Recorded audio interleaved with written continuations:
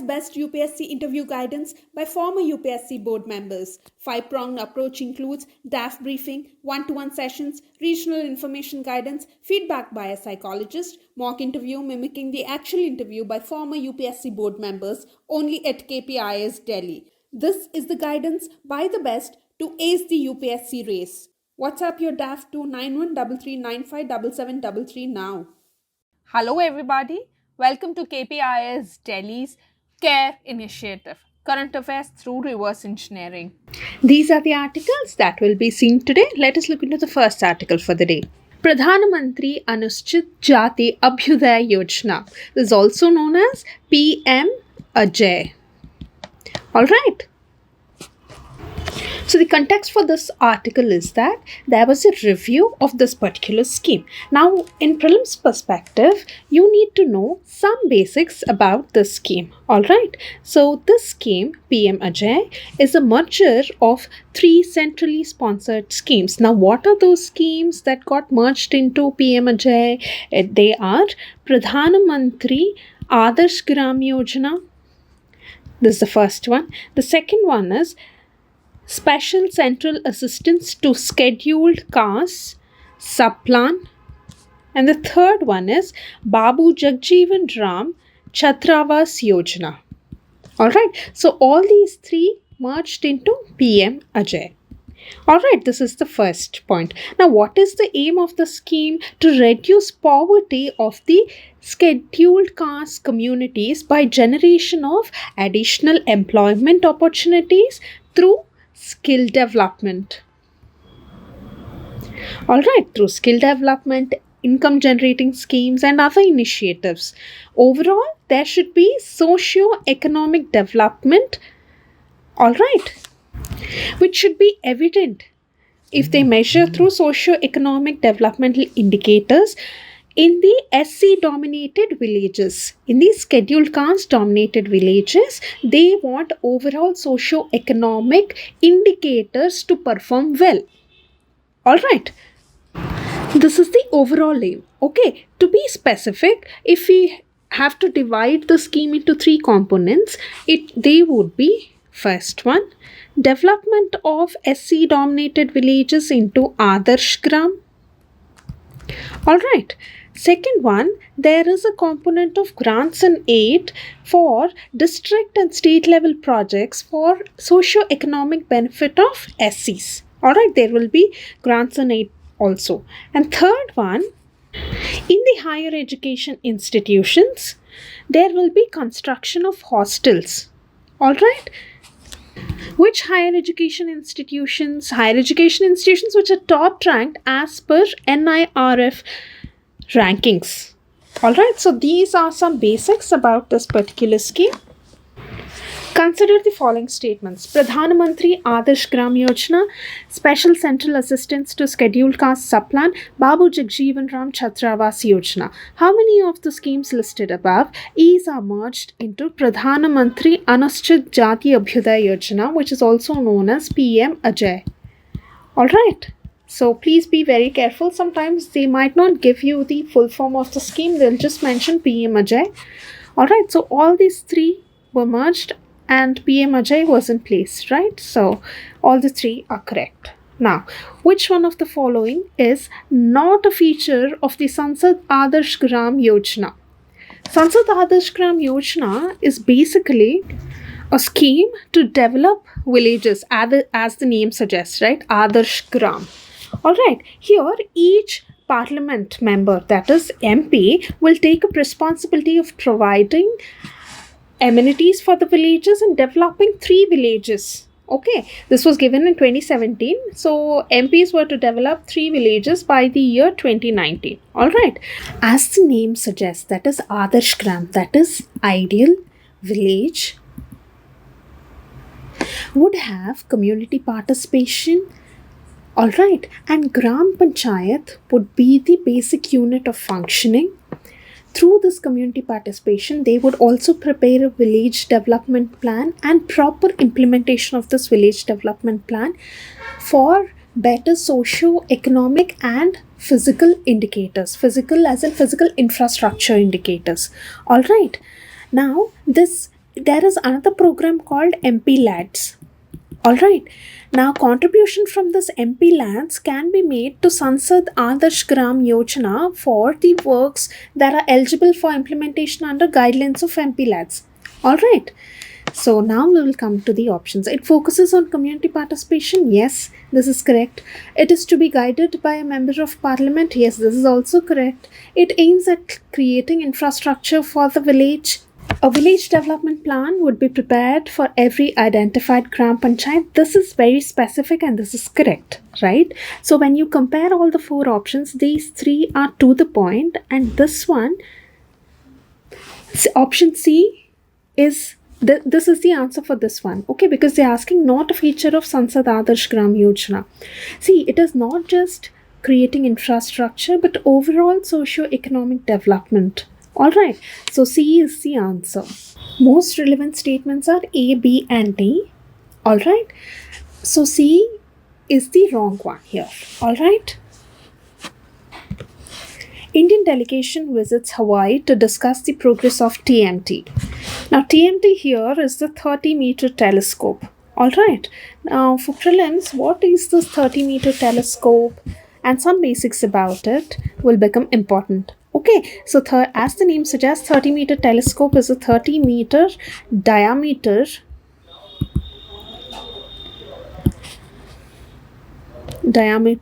primary mirror optical and infrared telescope being established at Hawaii, USA.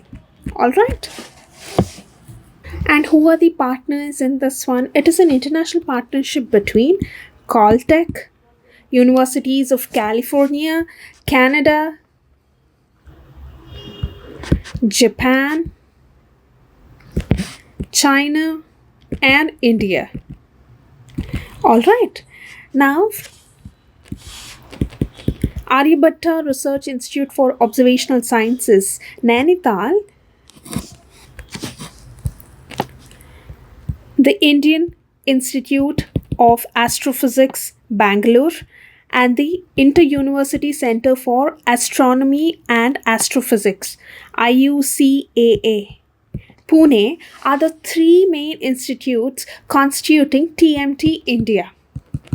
Alright, so these are important, and along with these points, you should also remember that TMT India is jointly funded by Departments of Science and Technology and Atomic Energy.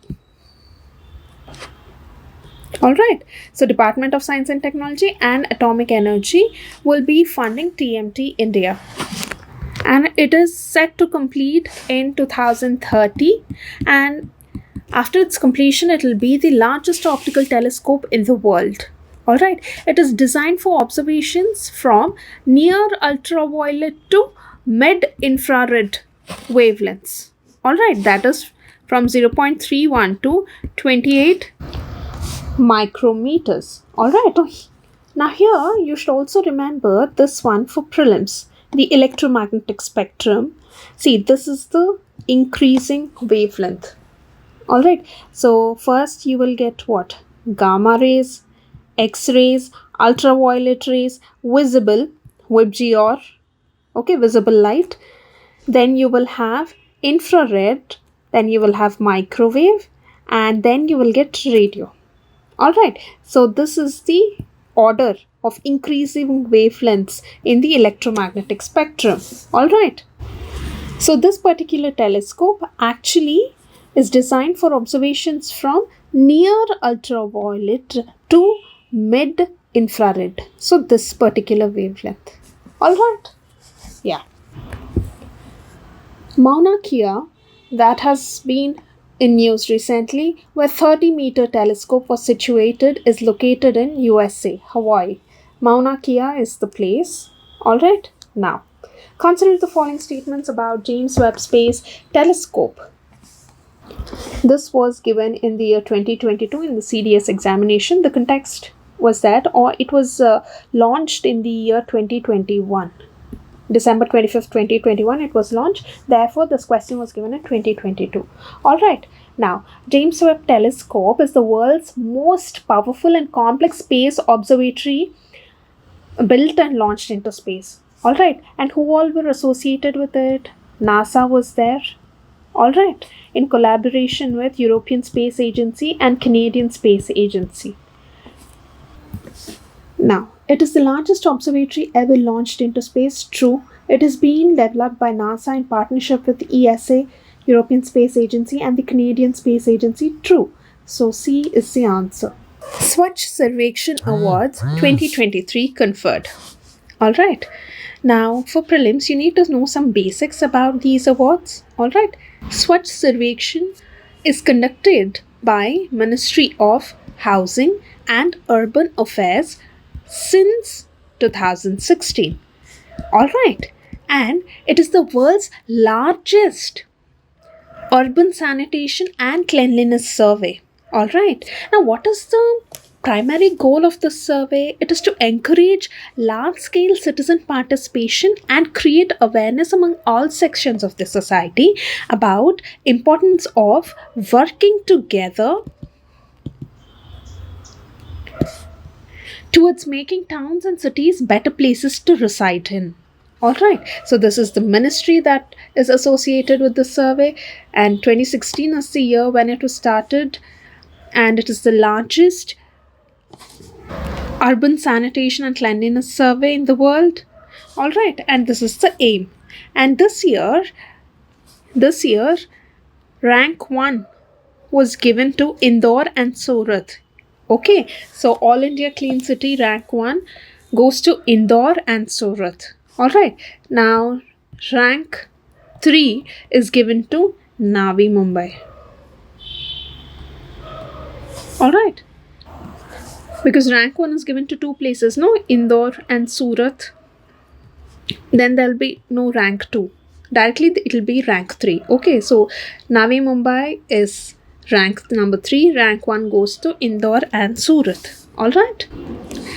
Swachh Sarvekshan is an annual survey conducted by Ministry of Drinking Water and Sanitation. No, it is Ministry of Housing and Urban Affairs, right? See, Ministry of Drinking Water and Sanitation, this ministry takes care of the rural component of Swachh Bharat Abhiyan. Okay, there are two components, no, in Swachh Bharat Abhiyan, rural and urban. Rural component is taken care by Ministry of Drinking Water and Sanitation, while urban component is taken care by Ministry of Housing and Urban Affairs. And in the urban areas, the Swachh Sarvekshan is going on, right? And this ministry is taking care of that. Alright. Now, Navi Mumbai is declared as the cleanliest city or the cleanest city in the Swachh Sarvekshan Awards 2023. This is wrong because its rank is 3. First rank is shared by Indore and Surat, right? So it's neither 1 nor 2. Now, consider the following statements. The Nirmal Bharat Abhiyan is restructured into the Swachh Bharat Mission. This is true. Swachh Bharat Mission has 2 subcomponents or 2 submissions. Union territories and states? No, it is rural and urban areas. 2 components, SBM, Swachh Bharat Mission Rural and Swachh Bharat Mission Urban. This is taken care by Ministry of Housing and Urban Affairs, while this is taken care by Ministry of Drinking Water and Sanitation. Alright, so only 1 is the answer. Restructuring of Coal Controller Organization underway. Now, this Coal Controller Organization will become important for prelims. Alright, so we need to know some basics about this one. Under the Collection of Statistics Act of 2008, Coal Controllers Organization has been made the statistical authority with respect to coal and lignite statistics, and it was entrusted the responsibility of carrying out the annual coal and lignite survey and publishing of provisional coal statistics and the coal directory of India. Alright. It also monitors the progress of development of captive coal and lignite blocks. Alright, and it monitors progress of development of captive coal and lignite blocks. Alright. So this is one act. The second one is under Coal Bearing Area Acquisition and Development Act of 1957, Coal Bearing Area Acquisition and Development Act of 1957, CCO is the competent authority to hear any objection to the central government's notification relating to acquisition of coal bearing land and to furnish the reports to the central government. All right. So these acts are important because CCO is mandated with certain functions via these acts. All right. And you should also remember that CCO is not mandated to ensure the coal mining companies deliver the coal to end users in the prescribed time. No, this is not the function of coal controller organization. All right. This coal control organization is a subordinate office of Ministry of Coal, and this restructuring aims to regulate the commercial mining and to augment the domestic coal production to achieve 1 billion tons with zero import. All right. These are the functions. This is about the restructuring, and it is a subordinate office under Ministry of Coal. All right. Along with these, you should also remember that it has the function to grant opening or reopening permission of coal mine. All right. It also gives approval of mining plan and mine closure plan. Mining plan and mine closure plan. All right. It also acts as an appellate authority in case of dispute between the consumer and the owner arising out of the declaration of grade of coal. All right. So these are some basics. Consider the following statements. How many of the statements given above is are functions of coal controller organization? It approves of mining plan and mine closure plan, yes. Collects and compiles monthly coal and lignite statistics. This is also correct. Grants reopening permission of coal mine. This is also correct, we've just seen. Acts as the appellate authority in case of dispute between consumers and owner arising out of declaration of grade of coal. This is also correct. So all of them are correct. In India, what is the role of Coal Controllers Organization CCO? It was asked in 2022.